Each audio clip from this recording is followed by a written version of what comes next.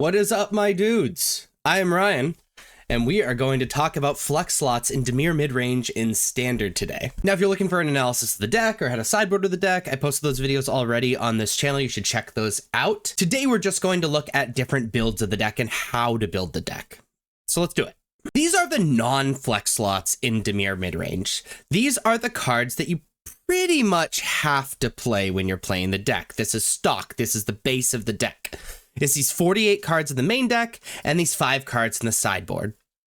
We're not going to analyze these, but we are going to analyze the 12 cards you need to select for the main deck and the 10 cards you need to select for the sideboard to make your own Dimir Midrange deck. And these are those cards. You're going to select 12 of these 25 cards for the main deck and 10 of these 15 cards for the sideboard.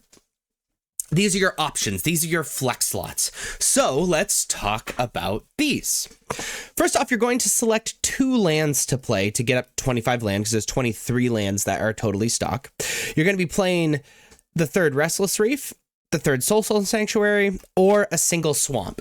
Now, the Restless Reef gives good mana, but entering tapped is definitely a problem, and having a man land is really nice. Soul Sanctuary is really cool because it has vigilance. It stays a creature when you activate it, and it enters untapped. The issue is you have worse mana, obviously. And then the swamp is slightly worse mana. It's kind of in the middle as far as the mana color issues go, but it enters untapped, which is pretty solid. So you're going to select 2 of these lands to play, and then 10 of these other cards. And let's go over these other cards. So option of playing up to 2 Phantom Interference. It is a 1 blue with Spree, so you can pay an additional 3 to create a 2/2 white spirit creature token with flying. You can pay an additional 1 to counter target spell unless controller pays 2. So it's a slightly worse mana leak with a little bit of extra upside. Having the sheep counter magic to protect your creatures and to defend against powerful spells that your opponent is playing is pretty strong. You can play the 4th Cut Down if you're worried about aggressive decks or the mirror match kinda. You can play up to 2 Saiba Cryptomancer if you are worried about removal spells. Also plays really well with like Kaido and stuff. You can play up to 2 Spell Stutter for a slightly better counterspell than Phantom Interference, but doesn't have the upside of being able to create a 2/2. You can play a 2nd Anoint with Affliction, very good against things like Mosswood Dread Knight, is a cheap-ish answer to aggressive strategies, really good against Enduring Innocence, etc., etc. You can play the 4th Go for the Throat, just as a reasonably unconditional removal. You can play a Nowhere to Run. Nowhere to Run is really cool against like ward abilities, also pretty solid against hexproof strategies. Also, again, just like a really cheap removal spell that removes a lot of different things. You can play 1 Shieldred's Edict as a pretty unconditional removal for Planeswalkers. I think that's really the only reason you would play this card. You can play up to 2 Fabloom Trick to get more things out of the way. Also creates more creatures to capitalize on that Enduring Curiosity stuff. You can play up to 2 Tishana's Tidebinder if you're worried about like Atraxas or Leyline Bindings or want to turn off an opponent's Enduring Innocence or things like that. Play up to 2 Preacher of the Schism to slant a little bit more towards that mid-range strategy. You can play the 4th Enduring Innocence to really lean into that tempo plan where you're just dealing a bunch of damage and getting a ton of cards in your hand. 1 Shieldred, very good against aggressive decks and mid-range decks alike. Again, just kind of slants towards the mid-range plan rather than tempo plans, similar to Preacher of the Schism.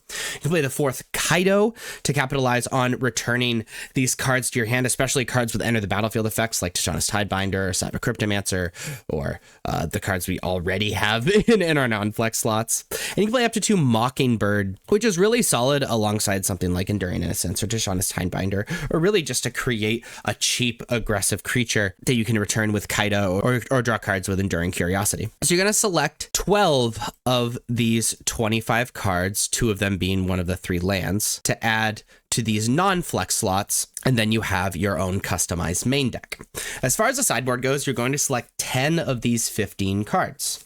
We've already talked about Fabloom Trick, Tishana's Tidebinder, and Cut Down.